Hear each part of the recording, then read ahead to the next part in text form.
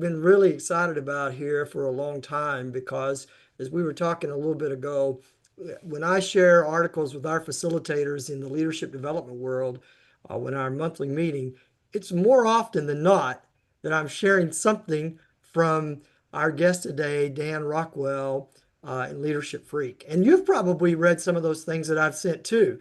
So, what are you hoping that we'll get out of this webinar today, Halson? What are you looking for? Oh man, I think I've always been curious about, what does it mean to be like, what are really the differences between executive leadership and middle managers? Because I feel like they're all dealing with people, right? But what are some of the distinctions, I guess, that come with the territory? But honestly, from what I read of Dan's, there's so much wisdom in so few words that I'm embracing what I don't know. Yeah. Oh, well, there you go. I can't remember how I came across the blog the first time, Leadership Freak, but I will tell you from the very beginning, it hit me hard that, wow, this man has something to say.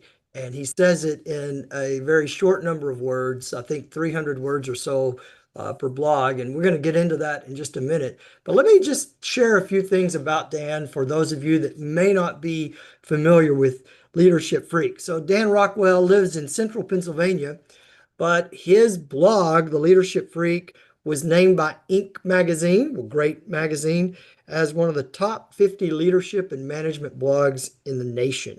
And then also named as one of the 100 great leadership speakers. It is one of the most frequently shared blogs in the whole blogosphere on the internet. And Dan has had a remarkable career. He's had a theology background and also has worked in construction and design. He's owned two businesses, but he started writing The Leadership Freak, I think, sometime around the early 2000s, and has been a consultant for some very high profile companies, including Chick-fil-A and a number of others. And we are just so delighted to have you here, Dan. Thank you for accepting the invitation to be on this webinar. And we welcome you and want to get you brought in right now and begin sharing some things with us. Thank you. So appreciate that, Mike. It's a pleasure to be here. Thanks for the invitation. Well, walk us through a little bit with this kind of storied background. What led you to start writing the leadership blog? Kind of walk us through that process. Frustration is the answer to what started that whole thing off. I thought I was a really great leader, and it's been about 15 years since I started writing Leadership Freak. I thought I was great. I wasn't as great. I'm not as great as I think I am. Mhm. And I got my MBA late in life, and I started realizing I had a lot to learn. So I was frustrated, and I was also looking for a channel for influence and to share what I was thinking about. And so leadership came into existence. I just decided to write. Well, I decided to write once a day for a year. And I have to tell you, I hadn't written anything except contracts at the college where I worked and papers when I went to school. I had never really written, but I just decided I was going to try something. Well, you tried it and it fit right. You because one of the things I've loved about it is it always feels like you're talking right to me when I read it, which might mean I'm not a very good leader either. I'm not as good as I think I am. Uh, but it hits the nail on the head. We'll maybe get into that a little bit more, but that's I'm glad you started writing it because I think, I speak for tens of thousands of us that are in this leadership development world and leading people at the same time. It is a breath of fresh air almost every day. So I appreciate what you do there. Halson, let me bring you in. What do you want to ask Dan about this journey? Yeah, one, I love frustration as a source of energy, right? And using that productively. And two, I'd love to hear more a little bit about, feeling like we're all not as good as we think we are, and how writing, like when did you realize writing, like what impact writing had on that? Like I think writing is a little counterintuitive to help Mhm. manage that, right? Other people might just lie to themselves or, or who knows what else, right? Like I'd love to hear more about the writing and how that changed, I guess, your experience of yourself. So I got certified in teaching writing enriched courses in higher ed. So I was a consultant a workforce development consultant in higher ed. And that means I was on staff. I wasn't independent. And I was also teaching courses. And I took a writing enriched course. And the one thing I remember from that is writing is thinking. Mm. If you want to know what you think, start to write. So I started to write, and I write for myself. So whatever you see on the web page, it's just, I'm writing for myself. I am the audience. Ever since I began, I have a short attention span. 300 words is it for me, man. I'm like done. It has to be pretty darn good if I'm going to read more than for a minute and a half or 2 minutes. And also, I don't read web pages. I just scan them. So I set my page up so you can scan it quickly and decide if it's relevant or not. If it isn't relevant and you make that decision for that day, that's totally fine with me because I don't want to waste your time. And my goal is to add value, not to get you to click on something else. So the writing thing has really, it helps us get clarity. It helps me get clarity about what I think. And the brevity thing has been so important to me. 3 words is the gospel. If you can summarize something into 3 words, it's a powerful, impactful sentence. So if you can just keep, cutting away, and sometimes, I fall into the trap of overstatement, those type of things. Hopefully, my audience appreciates that, it's not like the law of gravity, but brevity has been very important to me because I have a short attention span. And then if I can write 2 or 3 great sentences in the morning, I feel pretty darn good. Yeah. So I'm curious to kind of follow up on that without giving away all your secret sauce. How many drafts do you go through before you're down to 300 words per blog? Well, it's scary. It's embarrassing. Occasionally, I'll like bang one out and just post it. But these days with AI, it's fantastic because I'm going to write my draft. I'm going to drop it into ChatGPT. I'm going to ask, it to, and I've trained it about what I'm looking for and what I like. And I just finished a post yesterday, and I dropped it in, and I said, "Where is this post incoherent? Is it flowing? Where's the?" And it says, "Well, you got this, and this quote doesn't quite work here, and etc." And so then I can go back. It's a long process. It's harder to write short than it is to write long. It's very easy to write long. You just start putting words on the page. So there is some editing in that, and that makes it work. Well, I appreciate you sharing that because I think there's some parallels with that and the whole concept of leadership. Because you can just sort of fly off the cuff and you can have something with leadership, but to really be good, it's got to go through some process of thinking and cutting and clarifying. And so I love what just tying that into what you said. Writing is thinking. And it's the same with us as leaders, right? We have to really think through and talk to ourselves and get feedback. And ChatGPT is a great partner now with that. Absolutely. And your audience are involved in local politics, I believe, and the ability to communicate effectively is work. Anybody can talk, anybody can spew words, but to actually communicate something effectively, it takes work. The leaders I work with are often working on their message and how do I speak from my heart and yet speak clearly. So it's powerful. It's a powerful thing. Yes, a lot of the people that follow our webinar are local government employees, And so they're not as much into the politics of it, but the Ah, policy part of it. But what they have to do is communicate with elected officials so that those elected officials can communicate with the public. And one of the things Ron Holifield, our founder and owner, says is that the biggest mistake staff makes is they think that an item, a council agenda item, is finished once four hands go in the air and the council approves it. But in fact, an agenda item is not complete until those council members can go to the Dairy Queen or the Starbucks or wherever the local conspiracy theories, ha hang out and explain that issue to the residents. So you're talking to a group of people that really need to know how to think clearly and also with brevity. yeah, fantastic. You've also been a consultant for some high-name visible companies. Talk to us a little bit about what are some of the traits that you see that stand out in really effective leaders that you've worked with over the years?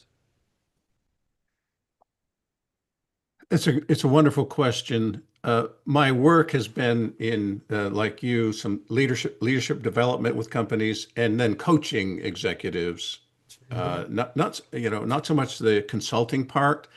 I'm not smart enough to be a consultant, so I just want to do the coaching. But I'll tell you, these leaders are, by the way, the people I work with are so fantastic. Listen, people who are ready to try to do something are just fantastic. They should, I admire them. I admire everybody I work with.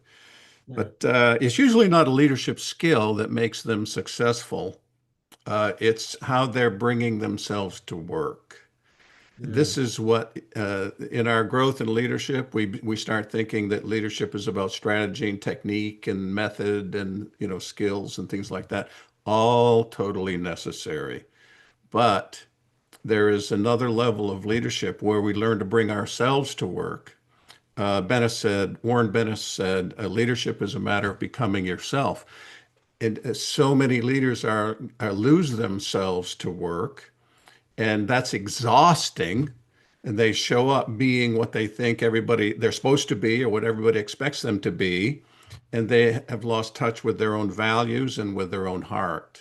And I can tell you right now, when a leader learns to speak from their heart, it is such a powerful moment for people. So much better than simply, crafting an artificial message. Now, you have to craft a message, but it has to align with the heart.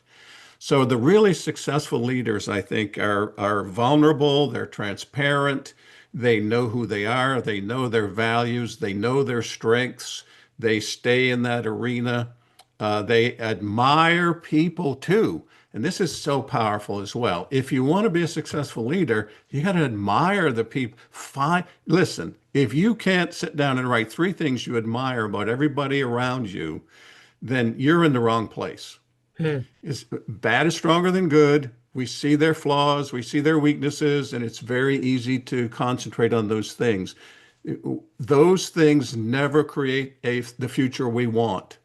The future we want is created by people's uh, good qualities and strengths and aspirations and their desire to achieve something. So I think these successful leaders, when I talk to them, they talk good about the people around them. Hmm. They admire them. Oh, I got this guy on my team. I got this woman on me. You can't believe, she's doing this and she's doing that. I'm practically irrelevant now because so and so is here. So that's a part of being successful. They're often working themselves out of jobs. And this is so important because it's very easy to just get your schedule overwhelmed, more and more, taking more and more things on. But the really successful ones are constantly working themselves out of jobs, other people, giving other people things, opportunities to shine. So, uh, for example, I think, a person with an idea is dangerous. So the person with an idea shows up in the leader's office and says, I have an idea. Let me translate that for you. I want you to do something, is what they're really saying. I have a job for you. And if a leader has not learned to see that and flip that back, then they become overwhelmed with all the things, and they're actually end up working for all the people on the team. They're doing things that other people should be doing. So watch out when somebody shows up and says, "I have an idea." It's because they're probably going to say they have something they want you to do, Hmm. and your job is to say, "What do you want to do about that?" Yeah. There's two things. I know Halson wants to ask some things about middle management, but you touched on two things I want to just highlight. One, just that moment ago about people say, I have an idea, I've got something I want you to do. You know, we talk about servant leadership, that servant leaders empower others, but that doesn't mean they're just running around kind of helter-skelter doing all these ideas that other people have, because you lose alignment and as an organization. So that's you just hit something really important. But you also, when you go back to talking about your being your authentic self, you reminded me of something that Harvard Business Review talks about regarding the sort of the triangle or the three-legged stool of trust from their model. And one is that people trust us when our logic is rigorous. It's a good idea. It makes sense. They trust us when our empathy is moving toward them, not away from them. But then the third one, what you just hit on, is that we trust people when we feel like we are dealing with the real person, the authentic you. And you just articulated that so well. That's a volume that you just shared there of how people experience us. Is it the real us that's coming to work? And man, those are really important things. Yes. Yeah. So powerful. Yeah. Yeah. Yeah, it's yeah, one yeah. I'm gonna ask like two questions and totally open to a brief answer for but like for folks who are, who may really be compelled by this idea of being authentic and becoming, who are they becoming, right? Who are they being as a leader? Like what is there like a practice or like maybe something, a question that you ask in as a coach that can help kind of shake up the snow globe in terms of like, okay, maybe I'm not becoming who I might be, right? Something that might help people break out of the like, oh, I'm already doing that. Um, and then the second question is more around middle management and just kind of the challenges that they might be experiencing and how they can address them. So feel free to go wherever you Yeah. like. Yeah, well, so the idea of learning to be, I like to talk about it as learning to be your best self. If another person says to me, I just got to be me, my head's going to blow up. That's not aspiration. That's not like, who are we striving to become? Who is the best self? Now, the best self is often comes out in energy. So when I'm having a conversation with someone, we're talking, and sometimes they kind of droop and their voice kind of goes down, and they feel the weight of some issue. And then other times they sit up, they light up. That's the moment. And I'm going to tell you, the moment of transformation is often in that moment of energy. I'll stop them. I'll say, hey, I notice, you just went bright. What happened for you? And they're going to say, I love X. I love this. I love that. Give you a quick story. The first time I noticed this, I was working with a leader in Los Angeles, and I spent the day with him at Las Vegas. I spent the day with him. Real big challenges, and we had dinner. He and his wife and I that evening. During dinner, he just went bright. I said, man, what is happening? He said, I love being a dad. Hmm. I said, what's going on? They raised four of their own children, and then they adopted four small minority children. It's like, it does not sound like fun to me, but he loves being a dad, right? So I said, let me ask you this question. What happens if you show up at work tomorrow, you take your leader hat off, whatever you think a leader is, you put your dad hat on, Now, you can't show up and say, Daddy's home, and you can't tell anybody about this. It's just in your heart. Yeah. What happens in your thinking? He said these words, I would hold people more accountable. He said, at home, when I say the lawn has to be mowed before dinner, the lawn gets mowed before dinner. He was overstressed and working himself to a frenzy because he wasn't expecting people to do their jobs. Mhm. And realizing who he was, it gave him a new lens to show up at work.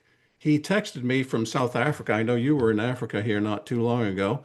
He Yeah. texted me from South Africa about a year ago. He said, Dan, I just wanted you to know the most important thing I ever learned about leadership is you have to show up and be who you really are. And he's talking about this idea of, and I've worked with leaders, the scuba. I have one fella. He's into scuba. I said, if Scuba Dave shows up at work, what does he do? And he's got all kinds of ideas. So that's. I'll stop there. I've already talked. I'm in love with my own voice. I'm old enough so that I can be in love with my own voice. But anyway, Housen, that's a quick one on finding authenticity. I love it. Yeah, I think there's something to be said about like bringing our best self, and as well, maybe even like which self are we bringing, right? Like which hat are we bringing to the work or to whatever space we need to be we want to be our best self and better leader in.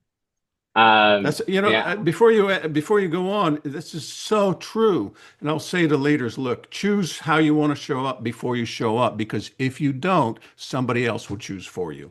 Mm. They're gonna, like, you're gonna be pushed around by circumstances. You're gonna show up and say, I'm showing up today to enable people. I'm showing up today to put weight on people, which, why, by the way, we can talk about this one. People are reluctant to put weight on people in a healthy way. But I'm showing up today to be an encourager. I'm showing up today to look for solutions from other people. There's this way of showing up, and you have to choose it before you walk through the door, because if you don't, somebody else will. so Sorry, awesome. I interrupted No, you. no, no. Go ahead, Real. Halson. Yeah, I mean, this is going great. Yeah, going great. And so I guess, yeah, the kind of maybe for some of the middle managers in the audience or those like watching, right? What challenges what are the challenges you see from where you sit, and what would you say are some of the important things that they could do to address them?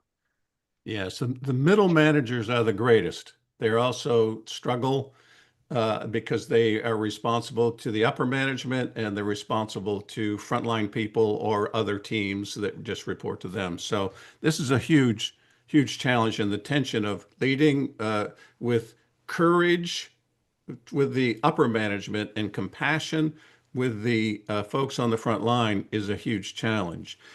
I think one of the things that really helps them is to not be absorbed with particular things. It's so easy to get sucked into and spend your entire day thinking about particular things. And the only way to overcome that is to think about something bigger than particular things. So if you're always thinking about this thing, this project, that person, all these particular things, and you don't have a big picture in mind, you don't have a mission or a vision, you're just like scattered everywhere. So, overcoming the tendency and really the temptation to focus on particular things all day long, it's just exhausting. We need to step back and think about something that is above the particular. So, and I think that helps managers navigate all the things they have to do, because now they have a bit of a lens. That's one thing. I mentioned putting weight on people. Compassionate managers sometimes are overprotective. Now, I wouldn't encourage anybody to be abusive or mean or just like bury people. But good people love to be challenged. And there are people on teams who are waiting for the opportunity to bear weight, to show that they can do something challenging, so that they can do something new. Again, I don't mean just throw something on somebody and bury them. And here's what I've said to some of the leaders I work with. They love their team members. They're working with them. And I'll say, do they respect you? Do they love you? Yeah, they're just great. And I said, there are people, if you invited them to your office and said, I'm really buried here. I need somebody to take on this project. It's a real challenge. They are going to stand and salute and walk away glad that you trusted them to take on something important. Very, very powerful. Learning how to put weight on people is something that if you can't do that, then you carry the weight yourself, and it's a disaster. It's the middle manager is, they're you got to admire them too, because if they can survive there, they can survive in lots of places. It's really true. The middle managers in an organization provide either the tranquility or the confusion of the organization. So they're either creating equilibrium because they know how to manage it, and it's contagious either way, right? Their confidence is contagious, but their crisis mode is contagious too. So you really said that well. Take a little bit different angle and talk to us at that executive level. So someone in this organization, there's maybe a department director or maybe even the manager of the organization, the city manager. What's the difference for that position versus these middle managers, and what's alike? What's different and what's alike for those? Well, first of all, the higher you go, the more time you burn in meetings. So learning how to run really good meetings that are action oriented is going to help people succeed there. But so the higher you go, the more time you spend in meetings. So they need that's a key idea. These people also focus a lot on systems, because they're not dealing with individual projects as much. Other people are dealing with individual projects, so they're focusing on systems, reporting systems and accountability systems, and other things that don't matter so much to the frontline people unless they don't get paid, or something like that. So there's also this idea of the system. The challenging thing for the higher level leader, I think, is keeping in touch with the people who are actually doing the work. And all they think about is like, let's get this done, let's get this done. And instead, it's so powerful when a leader simply shows up and says, and there's trust. You can't say, what are you working on, when there's distrust, because then they think you're after them. But if there's trust, you'd say, what are you working on? What's exciting you these days? Oh, that's fantastic. Keep up the great work, and off you go. Don't give a new job. Don't just try to improve something. Just show up and be interested in people. These upper level folks that succeed do that really well. And the last thing I would say is that they learn to tell stories. A really good leader is at the high level, at any level really, but at the high level, is a great storyteller. They tell stories about their own failures. They tell stories about the success of others. They tell stories about what their product is accomplishing. They tell success stories. They tell what we learned from failure stories. Yeah. Yeah, I love that distinction between, like, tell me what you're up to, from like a did you get it done lens, and like a relational, right? Like, tell me what you're up to, like what, because you care about them and who they're being in that. Ab- Absolutely. What are you excited about? What's floating your boat today? Mhm. So, by the Yeah. way, the best time to do that is the end of the day. Dan Pink wrote a book called When. And if you show up at the end of the day, people are usually just rushing to get a few things done and then they get home. But you leave a huge impression on somebody if you show up at the end of the day and say, "What are you glad you got done today?" Oh, that's awesome. Great. What's tomorrow look like for you? Oh, we're going to work on this, work on that. Thanks so much for your help. And off you go. it's at the end of the day is a very powerful moment. Mm, It's great like stuff. like the chocolate at the end of the restaurant, you know, they give you that piece. That's a wild metaphor, but Halson, you're bringing the chef into work today. I love it. yeah, from anyway, let's I think we can segue that into, you know, I guess the idea of like supervisors having to be coaches, right? So when you know, whether it be middle or executive leadership, when they want to help leaders get better, you know, what are things you would suggest to a leader that they can do to help the leaders that they are developing to actually improve? Yes, Roy Baumeister wrote a paper and did some research on bad is stronger than good. So bad is stronger than good means when something bad happens, we notice it with greater frequency, greater intensity, more detail than something of equal weight that is good. It's just natural for us. So if we're not careful, we get sucked into that.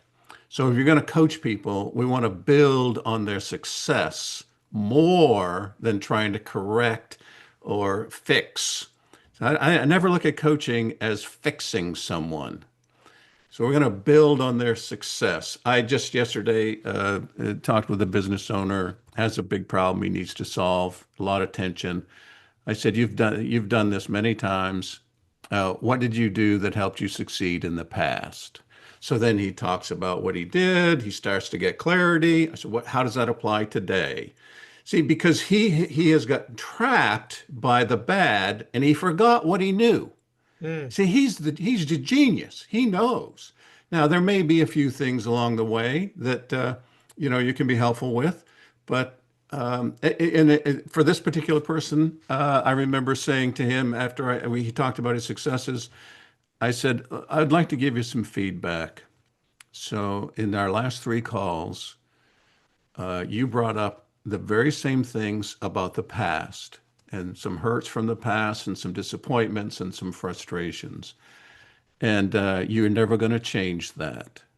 So what I want to challenge you to do is draw a line today, stop bringing up the past, tell me what you want.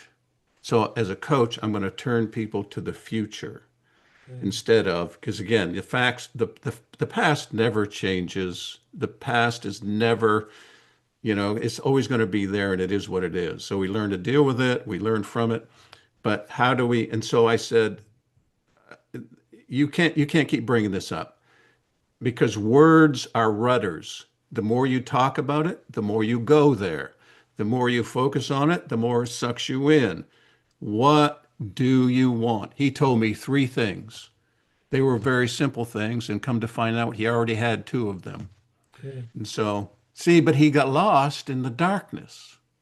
So when Mm. you coach people, build on their successes, build on their wisdom. This isn't I'm not in the fixing business. That's one thing. That's a world of thought right there.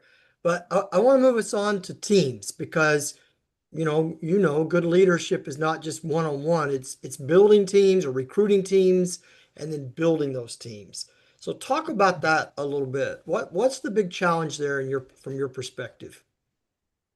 Well, I think the idea if we could get a superstar, then we're going to succeed, and that is research shows that's not really true. Yeah, there's a superstar in one organization, and he gets hired away, and he goes to another organization, and he's not a superstar. See, he had a support system around him, or she had a support system around her, and there's a culture there. There are all kinds of factors in somebody's success, and that's where the team comes in. I think, to be successful, we have to not focus on skills quite as much. Skills are like table stakes. You have to have skills, and perhaps you need to work on them. But now we need to work on other things like as a team, what's our culture? How do we hold each other accountable? I think every team needs to know everyone needs to know everyone else's strengths and weaknesses. What can I count on you for? What are you not good at? Post them on posters on the wall. So and so is good at this. So and so, I'm good at this. I love doing this. I hate doing this. So we can learn about how we do things. And I think so. We look for when you look for team members, you look for values, you look for the ability to honor others, and who have you worked with that you admired? If they Mhm. struggle to answer that question, don't hire them, Yeah, right? right. How have you helped your teammates succeed? If they're struggling with that question, send them to your competitor because they're not really going to thrive on a team. The other thing is, how do we talk very openly to have a good team? Talk very openly about what are you working on? I like to call it the big rock. What's your big rock this week? What's the one thing you got to get done this week? Great. That's a point of account. Everybody knows. And so the next meeting, how did your big rock go? There's an openness and a freedom of accountability that is not mean or accusatory. Everybody holds each other accountable and they feel accountable to each other. Hmm. How can I help you succeed? Yeah. Mm, that's rich. That's rich. We've got time for just a couple more. Halson, I'll give you a question and I'll wrap it up. All right. What's the final question you want to ask? Oh man. So if anyone you go to the Leadership Freak blog, you'll see kind of the subtitle says empowering leaders 300 words at a time. So I was speaking of that concept of empowering, how are you thinking about that word empowering and how does a leader effectively empower others? So, okay, so be excited about what people are excited about. Mm, It has to align with mission and vision, of course. But when somebody comes up to you and they're excited about something, be excited about it. Do not tweak it. Do not try to make it better. Do not say, how did that idea come to you? What makes you think that will work? What problems do you think you might encounter if you start to implement that? What's your next step? Go do that. You know, Gordon McKenzie wrote a book called Orbiting the Giant Hairball. He worked at Hallmark. And the last year or two of his career, he didn't really have a job description, but he had an office and, he was on the corporate team and people would come to him and with their ideas. And he said, every single time someone came to my office with an idea, I left them with this. That's a great idea. Go do that. Now, again, I think you've hinted at this a bit, Mike. It isn't like everybody gets to go do all these individual things. It has to align with mission and vision. It has to fit into the culture and the company. But as long as that's the case, you might have to say to somebody, well, that doesn't really work in our organization. That sounds like a side project or you need whatever. But most of the time, people are thinking about how to make work better and how to get things done at work. So when they are, even if you think you're smarter, forget about it. You suck the life out of people, right? Just be excited about what they're excited about. That's empowering, man. It's like I'm like a 2-year-old kid who comes up with a ugly picture that they made, and the parents is like, "Oh, that's great." What do? They go draw 5 more, right? They should be yeah. excited about what people are excited about. Oh man. Well, okay, Dan, you said at the beginning of our discussion, I said, "Oh, I could talk to you but for hours. I'm sorry, we only have about 30 minutes." And you said, "Well, we haven't had the conversation yet. You don't know." Now I'm going to rephrase my statement. I wish we could talk to you all day. You are just filling us with some incredible things. House and Pals posted one of them, words are rudders. So I want to really thank you, but I want to leave with this last question, and you may want to share something else. But uh, you talked about at the beginning you weren't as good as you thought. I know that you have changed as a leader through what you've written and the coaching you're doing. But how are you different today than you were 15 years ago when you started this blog project? I'm more relaxed. Uh, I'm so filled with gratitude that I have a channel to share my thoughts. So, every day there's something out there. Every weekday there's something out there. I've worked on it. It reflects what I'm thinking about. And because I'm an average guy, there's a whole big world of average people out there who feel like I'm talking to them because I'm not trying to be smart. I'm not trying to be anything but what I am. I'm just putting out what's on my mind. Sometimes it really works. Other times it doesn't really, some of my posts get lots and lots of views. Some of them don't get as many.